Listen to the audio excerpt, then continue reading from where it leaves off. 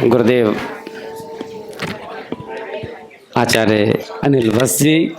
अब मैं तो क्या है कि नाम लेने में ही मुझे थोड़ा सा ऐसा लगता है क्योंकि मैं इनका शिष्य भी हूँ और आशीर्वाद का पात्र भी हूँ। ओम कर्पूर गौरम करुणावतारम संसार सारम भुजगेंद्रहारम सदा वसंतम हृदयारविंदे भवम भवानी सहितम नमामि। ओम गणपतये नमः। मीता जी ने मुझे कहा कि मैं मंत्रों के ऊपर कुछ बोलूं। मेरे में इतनी सामर्थ्य कहाँ कि देवों को आवाहन कैसे किया जाए, उनको बुलाया कैसे जाए। और काइंडली, चूंकि अब मंत्रों की बात होगी और मंत्र देवताओं के हैं, आवाहन देवताओं का है, देवता सुन रहे हैं कि अनिल वत्स को बोला गया है हमारे बारे में कुछ कहने का, तो देवता आसपास भी हो सकते हैं और वो इस उम्मीद में होंगे कि मैं इस बच्चे का कल्याण कर दूं।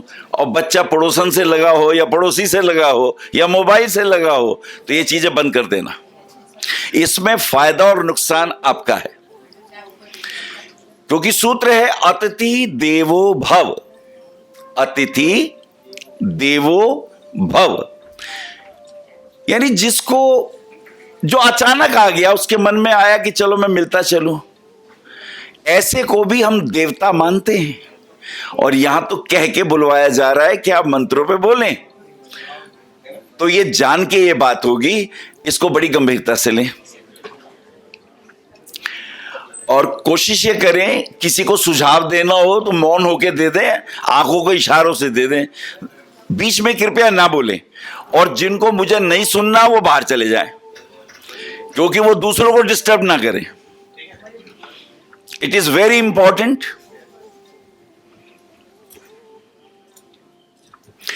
अभी हितेश गुरु जी ने तंत्रोक्त मंत्रों की बातें बताई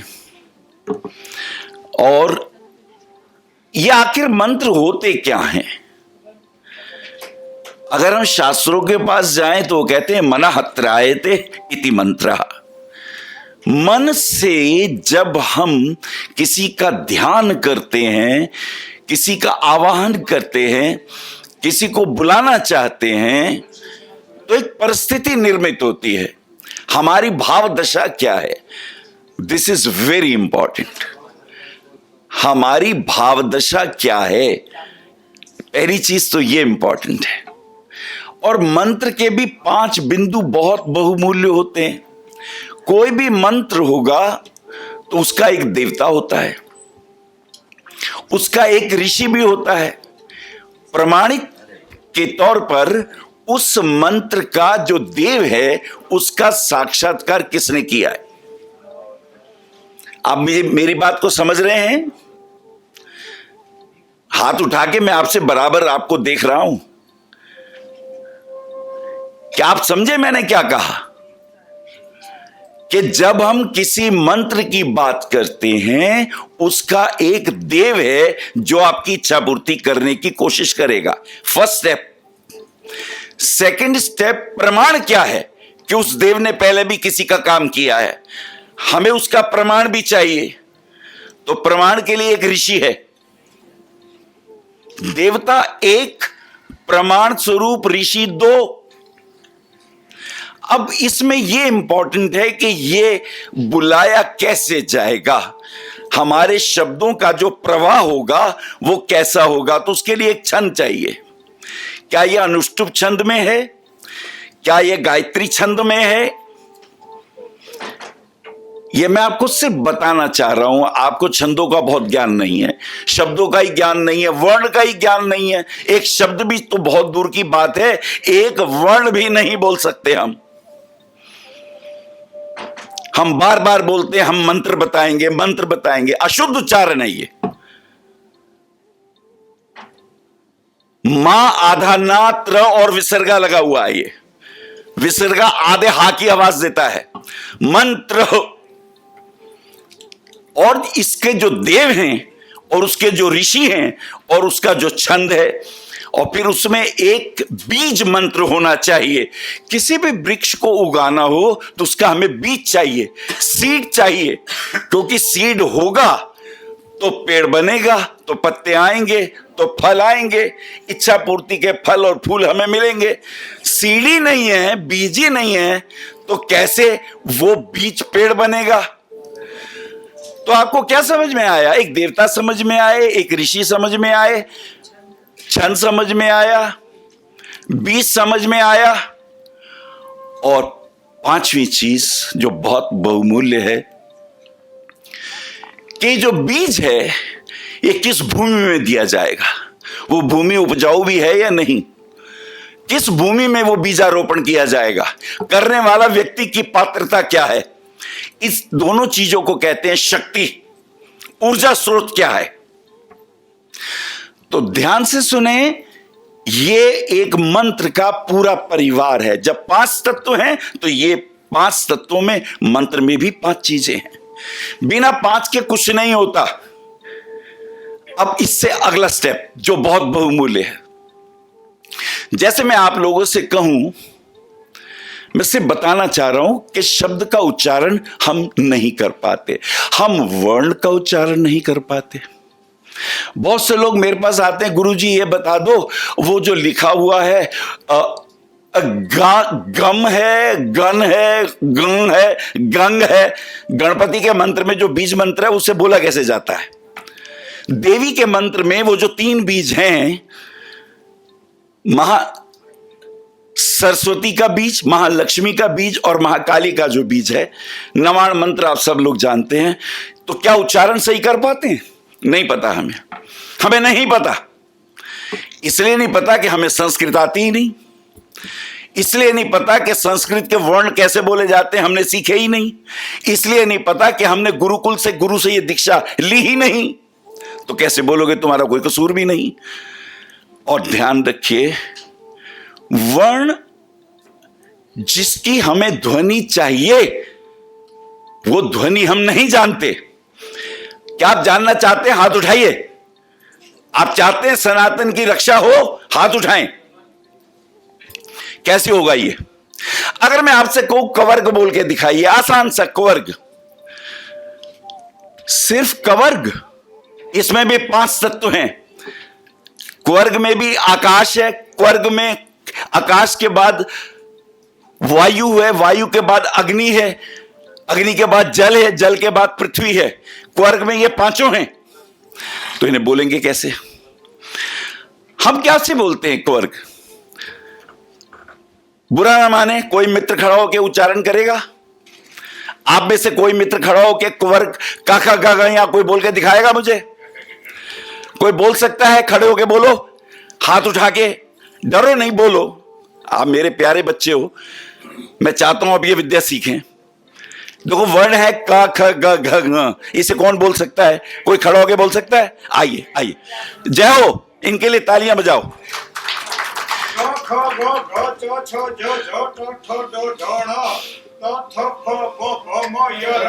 बस बस बस बस बस, आप बैठिए। आदरणीय, बहुत अच्छी बात कही। ये विषय बहुत कीमती है, कम से कम 2 घंटे बोलूं तो आपकी समझ में कुछ आएगा, लेकिन मैं इसे कम में बोलूंगा, संक्षेप में बोलूंगा। हमने गलत उच्चारण किया है, बस मुझे यही कहना था आपसे। जो का शब्द है वो का नहीं है। जब हम का बोलते हैं तो उसमें आ लग गया, अशुद्ध उच्चारण हुआ। जो शुद्ध उच्चारण है वो क्या है? वो है क। अब उसमें अगर आ का डंडा लगाएंगे तो बनेगा का। वर्ण क्या है? क। ये बोला कहां से जाएगा? ये बिल्कुल आगे से बोला जाएगा। क। खा पीछे है। क ख ग घ। कुछ समझ में आया कि मुंह में ये बोले कहां से जाएंगे? अगर आप ये नहीं जानते तो प्लीज मंत्रों की बातें मत करिए, उच्चारण अशुद्ध करेंगे। क ख ग घ न। तो समझ में आ गया? सीखने की बात है ये। चलिए एक शब्द देता हूं। कौन व्यक्ति सही कृष्ण शब्द बोल सकता है? हाथ उठाएं। कृष्ण शब्द कौन बोल सकता है? कोई एक जना खड़े हो जाओ और बोल के दिखाओ। कोई एक व्यक्ति खड़ा हो और बोल के दिखाओ, शर्माओ नहीं। हाँ जी, बहुत सुंदर। कोई और प्रयास करे, हमें सीखना है ना। हाँ, कोई और भी बोले। एक एक बंदा, एक जना खड़ा होके बोले। चलो बहुत अच्छा। अब सुनो, हमारे व्याकरण में एक शाप पेट कटा है, एक शाप पूरा है। दोनों की आवाज अलग है। ये जो शाह है और जो कृष्ण का आधा पेट कटा शाह है, दोनों के उच्चारण अलग हैं।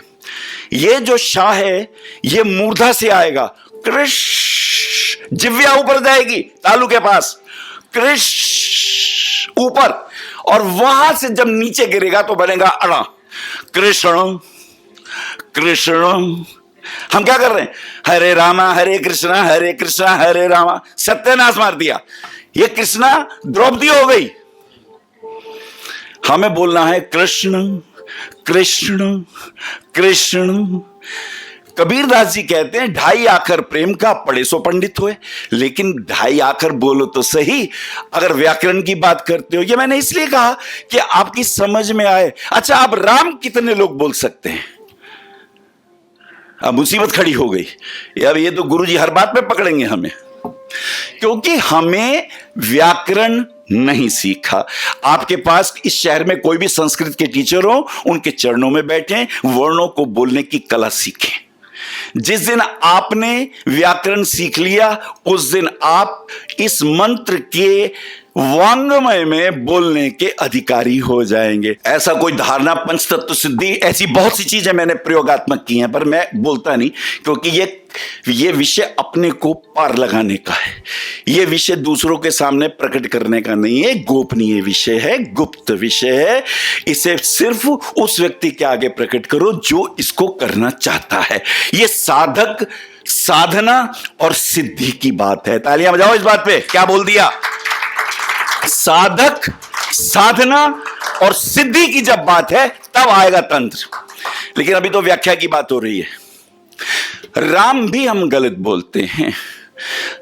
ये ढाई आखर है, रा एक, मां एक और आ का डंडा आधा है। ये ऐसा नहीं है राम राम, ये नहीं है। ये बिल्कुल दूसरा शब्द है। इसमें मां में होंठ बंद होने चाहिए और बंद होने के बाद खुलने नहीं चाहिए। खुलते ही आ का डंडा लग जाएगा। रामा, आ लग गया। अब बोलो राम राम, मुंह बंद रहे, तब वो आधा, तब वो वर्ण पूरा आएगा। ये मैंने बातें इसलिए करी, हम बातें बहुत करते हैं लेकिन इसकी गहराई को हम नहीं जानते। चलिए अब मूल विषय पे आते हैं। ये बातें बताने का उद्देश्य सिर्फ आपको सनातन के प्रहरी बनाना है। ये बताने का उद्देश्य ये है कि आप और लोगों को भी इस प्रकार की बातें बताएं कि पहले संस्कृत के वर्ण कैसे उच्चारित किए जाते हैं, ये हम सीखें। चलिए, बहुत सुंदर बात कहता हूं। मैंने 5 बातें करी थी ना, कोई भी। चलो, गायत्री मंत्र की कल परसों मैंने बात करी थी। असल में यह सावित्री मंत्र है। इसके देवता तत्सवितुर, इसके देवता सूर्य हैं। तो ऋषि कौन है, प्रमाण क्या है? इस गायत्री मंत्र के ऋषि कौन है?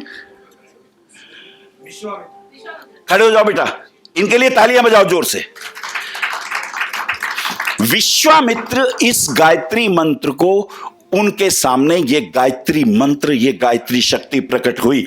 तो जब कभी भी तुम गायत्री मंत्र का जाप करो, सबसे पहले ऋषि विश्वामित्र को प्रणाम करो। विश्वामित्र को प्रणाम करो, वो हैं प्रमाणित आचार्य। उन्होंने प्रमाणित किया है, उन्होंने सिद्ध किया है, उन्होंने प्रत्यक्ष किया है भगवती। और ये गायत्री मंत्र नहीं है, ये सावित्री मंत्र है। चूंकि गायत्री छंद में रचा गया, इसलिए इसे गायत्री मंत्र भी कहते हैं। तो अब 3 बातें क्लियर हो गई। देवता सूर्य हैं, ऋषि विश्वामित्र हैं और छंद गायत्री है। तो बीज क्या है?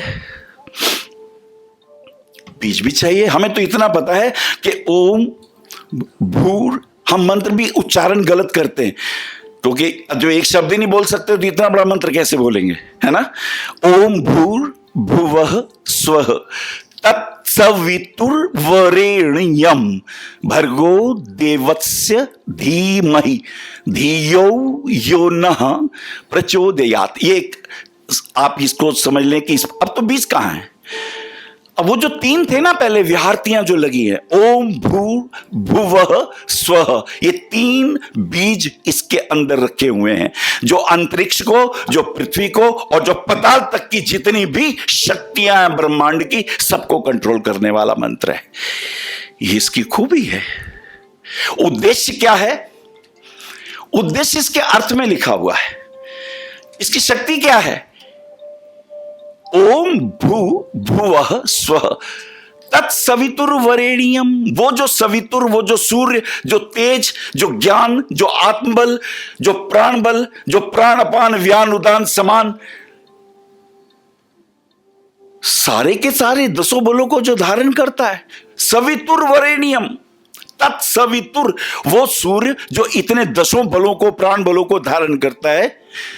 भर्गो देवस्य धीमहि धियो यो नः, धियो मेरी बुद्धि में भी, यो नः प्रचोदयात्, वो प्रेरित करें। वो जो बल उनके पास है, वो जो क्षमताएं उनके पास हैं, वो जो तेज उनके पास है, वो बल मेरे को भी मिले। ये इस मंत्र का मंतव्य, गंतव्य संक्षेप में और भी है, लेकिन बस अभी इतना लें। तो जब गायत्री मंत्र का पाठ करेंगे तो आप क्या कर रहे हैं? आप ब्रह्मांड से, आप ऋषियों से, उन्होंने जो तप किया, उन्होंने जो कुछ प्राप्त किया, वही चीजें आप भी लेना चाह रहे हैं, आप प्रार्थना कर रहे हैं। ये बात दिमाग में रखते हुए जब गायत्री मंत्र का पाठ करेंगे तो आपको इसके रिजल्ट मिलेंगे। अच्छा, कैसे मिलेंगे? इसका क्या प्रमाण है? ये बहुत कीमती बात कहने जा रहा हूं। बंबई में था मैं, और बंबई में एक हॉस्पिटल है लीलावती, वहां पर एक डॉक्टर हैं, डॉक्टर डेंग। मैं जब देख रहा था तो काफी भीड़ थी। शाम को एक मित्र मेरे सामने आए, उन्होंने अपना कार्ड मुझे दिया, उस पर लिखा हुआ था लीलावती हॉस्पिटल के डॉक्टर डेंग। मैंने कहा कोई पत्री दिखानी होगी। मैं कहा प्रभु आइए दिखाइए, क्या दिखाना है? बोले नहीं, मुझे दिखाना नहीं है, पत्री नहीं दिखानी, आपको बताना है। मैं कहा क्या बताना है? बोले आप टीवी पे बोलते हैं ना, आपको मैंने आस्था चैनल पे सुना है, आप बताते हैं कि अगर किसी पे कोई कष्ट हो, ध्यान मेरी तरफ हो, आंखें मेरी तरफ हो, इधर उधर खोपड़ी मत घुमाना, मिस कर जाओगे जो मैं बोलने जा रहा हूं। क्या कहा उन्होंने? कि जब आप टीवी पे बोल रहे थे कि सर्व बाधा विनिर्मुक्तो धन धान्य सुतान्विता मनुष्यो मत प्रसादेन भविष्यति न संशया, और आपने एक सूत्र ये दिया, एक कटोरी में गंगा जल ले लो, उसके अंदर 2 इलायची और 2 लौंग डाल दो, और ये मंत्र बोलो 108 बार और उसमें फूंक मार दो। बोले मैं सुन रहा था, मुझे लगा इससे क्या होगा, फूंक मारने से क्या होगा, फूंक से क्या होता है? लेकिन मैंने कहा आप कह रहे हैं, मुझे आपके ऊपर श्रद्धा है, और सच तो यह है कि मेरी मां आपके प्रोग्राम बहुत सुनती है, उन्होंने ही मुझे कहा इनको सुनो। तो मैंने कहा मैं चेक करता हूं, लेट मी चेक इट। बोले मैंने आपके द्वारा बताए हुए तरीके से गायत्री मंत्र का पाठ किया, सामने एक कटोरी में एक जल, गंगा जल, और उसमें 2 इलायची और 2 लौंग डाल दिया और उसमें फूंक मारी।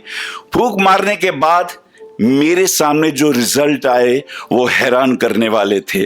मैं कहा क्या रिजल्ट आए, कोई बीमारी ठीक हो गई क्या, या कोई कष्ट दूर हो? नहीं नहीं नहीं नहीं, वो तो बात की चीज है, उससे पहले की कुछ चीज है। बोले वो क्या? बोले मैंने इनके फोटोग्राफ लिए। पहले मैंने गंगा जल जो एक गिलास में रखा हुआ था उसका फोटोग्राफ लिया, और जब मैंने मंत्र जाप करके फूंक मारी तब का फोटोग्राफ लिया। मेरे पास दोनों फोटोग्राफ हैं, मैं आपको वो दिखाने आया हूं, क्योंकि मैं साइंटिस्ट हूं, मैं बिना लॉजिक के कुछ भी मूव नहीं करता। उन्होंने मुझे पहला चित्र दिखाया तो ऐसा लगा कि एक गिलास के अंदर कीचड़ भरा हुआ है। क्या भरा हुआ है? कीचड़, पानी में गंदगी। और दूसरा जो दिखाया वो क्रिस्टल क्लियर, स्पार्किंग की तरह। मैं कहा यार ये कैसे हो सकता है, मैं अभी खींच लेता हूँ पानी सही है। बोले तुम्हारे फोन की थोड़ी चाहिए मुझे, क्रायोनिक फोटोग्राफी से उन्होंने उसका फोटोग्राफ लिया और पानी के अंदर जीव जंतु तैरते हुए, गंध मचा हुआ था, ऐसा लग रहा था चम्मच भर के किसी ने कीचड़ 5-10 उसमें डाल दिए हूं। बोले फिर तो मैं हैरान हो गया कि आपकी साउंड हील करती है, आपकी साउंड पानी को फिल्टर करती है, आपकी साउंड सारे बैक्टीरिया वायरस को नष्ट करने की ताकत रखती है। ये फर्स्ट टाइम मुझे पता चला। और उन्होंने फिर मुझे और भी मंत्रों का चमत्कार बताया। बोले जब मैंने भैरव मंत्र को बोला, बोले तो मैं हैरान हो गया। बोले वो क्या? बोले मेरे सिर के ऊपर जब आप मंत्र ध्वनि का पाठ करते हैं तो वो मंत्र ईथर में चलते हैं, मंत्र ईथर में ज्योमेट्रिकल ड्राइंग्स बनाते हैं। और बोले ये देखिए ये ज्योमेट्रिकल ड्राइंग, और वो ज्योमेट्रिकल ड्राइंग क्या थी? यंत्र बन गया था। और वो यंत्र तो बना ही बना था, एक और कमाल की बात हुई थी, उसके बराबर में एक कुत्ते का भी स्वरूप बन गया था। आप तालियां बजाओ कि भैरव जी का वाहन कुत्ता होता है। हमारे ऋषियों ने जो ये बात कही, उनके सामने तो क्रायोनिक सिस्टम नहीं था। At that gentleman show me the picture, और मैं हैरान रह गया। मैं कहा आप सही कह रहे हैं। फिर उन्होंने किताब मुझे दी, उन्होंने मुझे एक पुस्तक दी। बोले फिर तो मैंने हनुमान जी का भी मंत्र बोला, फिर तो मैंने काली का भी बोला। और बोले कमाल की बात यह है कि जब हम उस विशेष अवस्था में ध्यान में मंत्र जाप करते हैं, ईथर में वो ड्राइंग बनती है, सिर के ऊपर वो विजुअल बन जाते हैं, और वो विजुअल की ऑरा आपके शरीर के सातों चक्रों को, आपके शरीर के सातों शरीरों को, आपकी कोई ये फिजिकल बॉडी नहीं है, ये तो ढह जाएगी, पर इसकी जो इथरिक बॉडी है वो नहीं ढहेगी। एस्ट्रल बॉडी तो और भी बारीक है। फिर आपके पास एक मेंटल बॉडी है, वो इससे भी कीमती है। फिर आपके पास एक स्पिरिचुअल बॉडी है, वो इन सब की सार है। और स्पिरिचुअल बॉडी के पास तो फिर एक कॉस्मिक बॉडी है जो अंतिम बॉडी है, जो खराब नहीं होती। और एक और बॉडी है, बॉडीलेस बॉडी। तो 7 शरीरों के ऊपर इस मंत्र का प्रभाव पड़ता है। उन्होंने मुझे वो किताब दी, वो किताब मेरे पास है। अगर आप लोग कोई देखना चाहेंगे वो किताब मैं आपको दिखा दूंगा। और मैं बड़ा चमत्कृत हुआ, हैरान हुआ। बरसों से मैं बोल रहा था, प्रमाण डॉक्टर डेंग से मिला। क्या तालियां नहीं बजानी तुमने? मेरे लिए नहीं, अपने सनातन संस्कृति के ऋषियों की सोच सोचो। अच्छा ये ऐसा ही है कि एक तालाब के अंदर पत्थर फेंको, भंवर बनने शुरू हो जाएंगे, आखिर तक जाएंगे, छुएंगे, वापस आ जाएंगे। उसी प्रकार जब तुम उन 5 तत्वों का मंत्र का ध्यान करोगे, ऋषि को साक्षी करोगे, प्रभु आओ ना, मैं जाप कर रहा हूं, मेरा मदद करो, तो आप जान के हैरान होंगे ईथर में कंपन पैदा होते हैं। जैसे पानी के कंपन देख सकते हो, ईथर के कंपन तुम्हारी आंखें नहीं देख सकती, वो क्रायोनिक फोटोग्राफी की आंख देख सकती है। वो ऊपर वो कंपन चित्र बनाते हैं, वो चित्र उसी देह के पास पहुंचते हैं। अगर सूर्य का मंत्र का जाप किया है, सूर्य तक वो पहुंचेंगे, वहां से ऊर्जा से टकरा के जब वो वापस आएंगे, उसी व्यक्ति के पास आएंगे जिसने मंत्र जाप किया है। अब वो चार्ज होता है, अब वो चार्ज होता है। परसों हितेंद्र भाई ने मुझसे पूछा क्या आपने दीक्षा ली है कामाख्या से? मैंने कहा नहीं, मैंने नहीं ली। एक गहरा विषय है। दीक्षा कौन ले सकता है और कौन ले सकता है? आपको लगता है आप दीक्षा ले सकते हैं, और आपको लगता है मेरे में इतनी औकात के मैं दीक्षा दे सकता हूं? दीक्षा में गुरु साक्षी होता है। वो कहता है हाँ मुझे भी घटा था और मैं देख रहा हूं तुम्हें भी घट गया। गुरु की प्रेजेंस चाहिए। गुरु इज ए कैटलिक एजेंट देयर। वो दे नहीं सकता, उसकी प्रेजेंस काम करती है। जैसे पानी में क्या कहते हैं? पानी को H2O कहते हैं। क्या कहते हैं? H2O, हाइड्रोजन के 2 अणु, ऑक्सीजन का 1 अणु। आप इसे क्या कहते हैं? Is equal to water? नहीं होगा वाटर जब तक उसमें गुरु ना बैठा हो, जब तक कैटालिटिक एजेंट ना उसके अंदर हो। And that catalytic agent is electricity. जब इलेक्ट्रिसिटी इसमें क्रॉस होती है तो पानी पैदा होता है। सेम दीक्षा में आप बड़े आसान से किसी भी नदी के पास बैठ जाओ, सूर्य ऊपर हो, ये सूर्य से मिलेगी दीक्षा आपको। डायरेक्ट सूर्य से दीक्षा लो, और जिसको कुछ घटाओ उसको अपने पास बिठाओ, क्योंकि तुम डायरेक्ट झेल नहीं सकते उस तत्व को। जो बैठा है वो कैटेलिटिक इलेक्ट्रिसिटी एजेंट की तरह गुरु बैठा है, मिलेगी वहां से, घटेगी तुम पर और साक्षी होगा गुरु। यह है प्रमाण दीक्षा का। और अगर तुम्हें कोई झूठ मूठ विधियां करा के मैं कर दूंगा वो कर दूंगा, उसे मिला ही नहीं, वो तुम्हें क्या देगा? जाका गुरु भी अंधला, चेला खरा निरंध, अंधे अंधा ठेलिया, दोनों खूब पढ़ंत। यही हो रहा है कल युग में। बहको मत, ये सनातन है, हर बात का विज्ञान है, हर बात का लॉजिक है। और अपने सप्तऋषियों को प्रणाम किया करो। सवेरे उठो, सप्तऋषि मंडल की तरह उत्तर की ओर देखो, उन्हें प्रणाम किया करो, तुम्हारी मूर्धा जागृत होने लगेगी, तुम्हारे सब चक्र जागृत होने लगेंगे। सप्तऋषियों को प्रणाम करो, वो बीच में हैं। परमात्मा तो बहुत पास बहुत है और दूर भी बहुत है। आज 33वां ये नंबर है, ये कमाल का नंबर है। मैं आज सोचता था वैसे न्यूमरोलॉजी में बोलूं, तो ये मेरा बड़ा प्रिय विषय है। ये 33, ये दो ही नंबर हैं, 3 और 6, 3 और 6, 3 और 6, 3 और 6, ये दो ही नंबर हैं। अभी अणु का विखंडन किया गया तो पाया गया उसके अंदर 2 प्रकार के अणु, एक इलेक्ट्रॉन एक पॉजिट्रॉन, दोनों घूम रहे हैं तेजी के साथ, और बीच में एक नंबर और बैठा हुआ है, वो न्यूट्रल फेस में है। 3, 6, 3 को डबल करो, 3 और 3, 6 को डबल करो, 6 और 6, फिर आए 3, 12 को डबल करो, फिर आए 6, तो 3 6 3 6 3 6 3 6। कुछ समझ में आया?